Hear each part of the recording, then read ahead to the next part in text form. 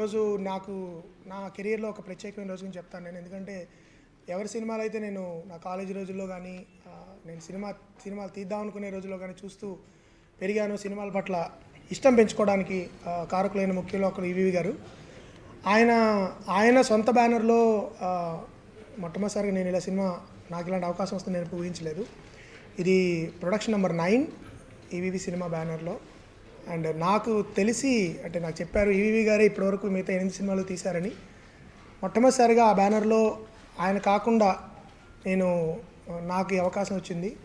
ఆయన ఈ సమయంలో మా మధ్యలో లేకపోయినా ఆయన యొక్క స్ఫూర్తి, ఆయన యొక్క ఇన్స్పిరేషన్ మాతో ఎప్పుడు ఉంటుందని మేము భావిస్తున్నాను. అదే స్ఫూర్తితో, ఇన్స్పిరేషన్తో ఈ సినిమా నేను టేకప్ చేశాను. ముఖ్యంగా ఈ కథ నేను చెప్పినప్పుడు నరేష్ గారు తనే సొంతగా దీన్ని నిర్ణయించుకోవడానికి ముందు నేను ఆయనకి నిర్ణయించుకున్నందుకు నేను కృతజ్ఞతలు చెప్తున్నాను. ఎందుకంటే ఈ స్క్రిప్ట్ పట్ల ఆయనకున్న నమ్మకానికి, ఆయనకున్న వ్యక్తిగత అభిరుచికి నిదర్శనం ఇది.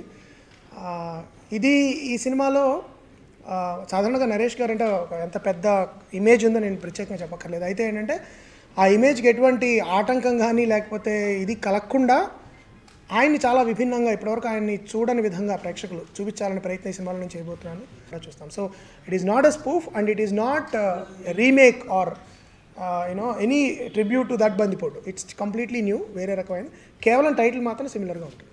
ఈవీవి గారు హోమ్ బ్యానర్ మీద మ్యూజిక్ డైరెక్షన్ చేయడం చాలా సంతోషంగా ఉందండి. అండ్ అవకాశం ఇచ్చినందుకు రాజేష్ గారు అండ్ నరేష్ గారు చాలా థ్యాంక్స్ అండి. మోహన్ కృష్ణ గారితో వర్క్ చాలా చాలా హాయిగా ఉంటుందండి. ఎప్పుడు స్టార్ట్ చేస్తాం, ఎప్పుడు ఎలా రికార్డింగ్ చేస్తాం, ఎప్పుడు అయిపోద్ది, ఎప్పుడు సినిమా రిలీజ్ అవుద్ది అన్నది తెలీదు. అందుకనే ఆయనతో పాటు 4-5 సినిమాలు ఒకేసారి చేస్తే తప్ప ఆయనతో పాటు ఒక సినిమా చేస్తానన్న ఫీలింగ్ రాదండి. కంటిన్యూస్గా ఇది ఆయనతో నాకు 4వ సినిమా. ఇవాళ నాన్నగారిది 58వ జయంతి అండి.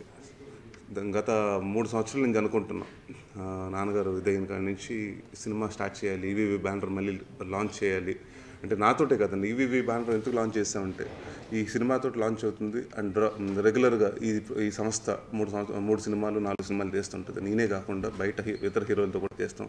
And Rajesh is gonna be full time producer.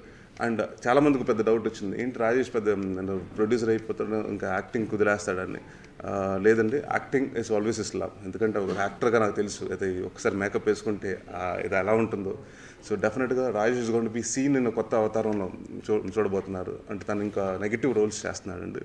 And more ఈ సినిమా తర్వాత will be concentrating on that. First of all EVV సినిమా బ్యానర్లో నన్ను సెలెక్ట్ చేసినందుకు చాలా థ్యాంక్స్ అండి. చాలా prestigious banner. And Mohan Krishna గారికి, రాజేష్ గారికి అండ్ నరేష్ గారికి చాలా థ్యాంక్స్, ఎందుకంటే నేను ఈ ప్రాజెక్ట్లో నన్ను సెలెక్ట్ చేసినందుకు. అండ్ అదర్ థింగ్ ఏంటంటే కళ్యాణి గారు, విందా గారు అందరితో మళ్ళీ నేను మోహన్ కృష్ణ గారితో అందరితో మళ్ళీ వర్క్ చేయడం చాలా ఆనందంగా ఉంది. And thank you so much. అనుమానాస్పదం వర్క్ చేశాను రాజేష్ గారితో. It was great. అసలు ఈజ్ చాలా అంటే లైక్ ఇట్ వాజ్ వెరీ ఫ్రెండ్లీగా. That was really memorable experience for me. I think ఈ ఫిలిం తను ప్రొడ్యూస్ చేస్తున్నప్పుడు I felt very happy. And నన్ను సెలెక్ట్ చేయడం ఇందులో really I'm happy for that. I hope I think ఈ ఫిలింతో తను గ్రేట్ అంటే ఒక ప్రొడ్యూసర్గా కూడా I think will have a great this thing.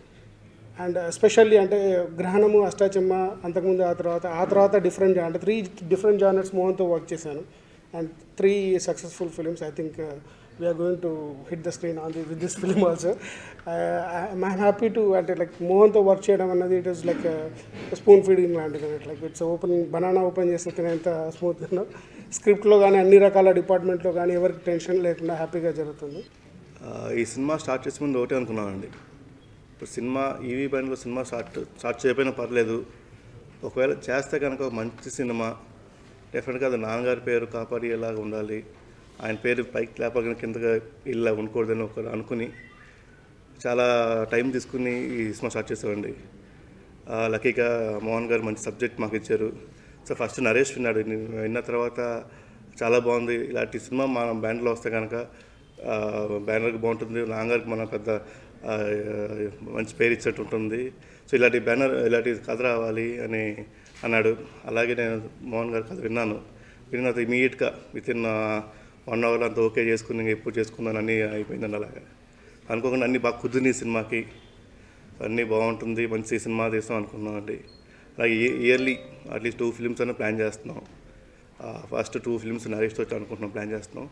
దాని తర్వాత బయట హీరోలు కూడా వేరే హీరోలు కూడా చేద్దాం అనుకుంటున్నాం ఇంకా. సో రెగ్యులర్గా ఇప్పుడు ఈవీ సినిమా అంటే ఒక బ్రాండెడ్గా, ఇప్పుడు బాలీవుడ్లో యాష్రాజ్ ఫిల్మ్స్ అంటే ఎలా ఉందో అలాగా ఈవీ బ్యానర్లో సినిమా వస్తుందంటే ప్రతి ఒక్కరు వచ్చి వెయిట్ చేయాలి, ఎప్పుడెప్పుడు వస్తుంది.